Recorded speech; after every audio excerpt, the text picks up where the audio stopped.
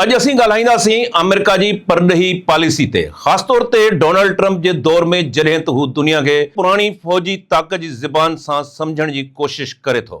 दी economist में ताज़ो शाया थियल मज़मून जे मुताबिक़ अमेरिका जो ही अंदाज़ हाणे नाकाम थी रहियो आहे ऐं आलमी सतह ते उन जे असरनि खे ॾाढो संजीदगी सां वरितो पियो वञे। असां ॾिसंदासीं ट्रंप कीअं 19वीं सदी वारे हिकमत अमली यानी गन बोर्ड डिप्लोमेसी बंदूकी सफ़ारतकारी खे जदीद दुनिया में आज़माए रहियो आहे। छो त इहा सफ़ारतकारी नतीजा न ॾेई रही आहे। पहिरें सम्झूं त गन बोर्ड डिप्लोमेसी छा आहे। हीअ हिकु इस्तिलाह आहे जंहिंजो मतिलबु आहे फ़ौजी ताक़त ॾेखारण सां सियासी मक़सद हासिल करणु। 19वीं सदी में यूरोपी साम्राजी ताक़तूं अहिड़ी हिकमत अमली इस्तेमालु कंदियूं हुयूं। सामूंडी फ़ौजी ॾेखारे मुल्क ते दबाव वधाइणु, नओं आबादी या इक़्तिसादी फ़ाइदे लाइ ख़तरे वारा क़दम खणणु। मज़मून में चयो वियो आहे त ट्रंप अॼु बि इहो ई तरीक़ो इस्तेमालु करे थो, जीअं हू दुनिया खे सिर्फ़ ताक़त सां मञाइणु चाहे थो।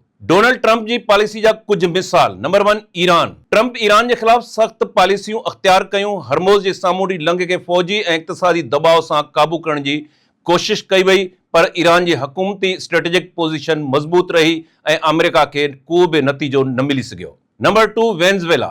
निकोलस मादुरो खे हटाइण लाइ फ़ौजी ऑप्शंस बूट्स ब्लोइंग अप जहिड़ी हिकमत अमली खे आज़मायो वियो। इन हिकमत अमली हेठि अमेरिका खे सिधी मुदाख़लत करणी पई। ही सभु कुझु ॾेखारे थो त ट्रंप मुख़ालिफ़ क़ौमुनि जी नफ़सियात ऐं सियासी मक़सदनि खे सम्झी नथो सघे।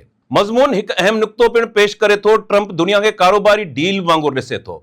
सम्झे थो त मुल्क सिर्फ़ मुआशी फ़ाइदे लाइ अमल कंदा, पर हक़ीक़ी दुनिया में क़ौमी वक़ार, तारीख़ ऐं सियासी नज़रियो वधीक अहम आहिनि। मिसाल तौरु रूस यूक्रेन जंग में ट्रंप हैरान थियो त छो वापार ज़रिए मसइला हल न थी रहिया आहिनि। अमेरिका जूं इहे पॉलिसियूं आलमी सतह ते अमेरिका जी साख खे मुतासिर करे रहियूं आहिनि। यूरोप ऐं ॿियनि इत्तेहादी मुल्कनि सां लाॻापा कमज़ोर थी रहिया आहिनि। चीन ऐं ॿिया मुल्क उन सूरतहाल खे पंहिंजे फ़ाइदे लाइ इस्तेमालु करे रहिया आहिनि। जदीद दुनिया में ताक़त जे जबर बदिरां सफ़ारतकारी, मुज़ाकरात ऐं इत्तेहाद अहम थी चुका आहिनि। तारीख़ मां सबक़ मिले थो त साम्राजी ताक़त सिर्फ़ इख़्लाक़ी शर्मिंदगी सबबि न, पर इक़्तिसादी ख़र्च ऐं क़ौमी तहरीकुनि सबबि ख़तम थी। ट्रंप जो पुराणो साम्राजी नुक़्ते नज़र हाणे गैर हक़ीक़ी बणिजी रहियो आहे। जदीद दुनिया में अहिड़ी पॉलिसी ख़तरे ऐं नाकामी जो सबबु बणिजी सघे थी। गन बोर्ड डिप्लोमेसी जदीद दौर में कमु न कंदी।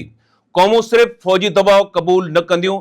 मुस्तक़बिल लाइ ट्रंप ऐं अमेरिका लाइ ज़रूरी आहे त मुज़ाकरात, इत्तेहाद ऐं हिकमत अमली खे तरजीह ॾिनी वञे। नाज़रीन, अमेरिका जी दुनिया में मौजूदगी हाणे सिर्फ़ ताक़त जे नाले ते न थी रही सघे। जदीद सफ़ारतकारी गॾियल सहकार ऐं समझौते ते ॿधल हुजणु घुरिजे। अॼु असां ॾिठो त अमेरिका जी पुराणी फ़ौजी पॉलिसी कीअं नाकाम थी रही आहे ऐं आलमी सियासत में कहिड़ा ख़तरा पैदा थी रहिया आहिनि। अचो त मुस्तक़बिल में ताक़त बदिरां सम्झ ऐं इत्तेहाद खे तरजीह ॾियूं। तव्हां पंहिंजा ख़्याल असां सां शेयर करियो। महिरबानी, वरी ईंदड़ प्रोग्राम में मुलाक़ात थींदी।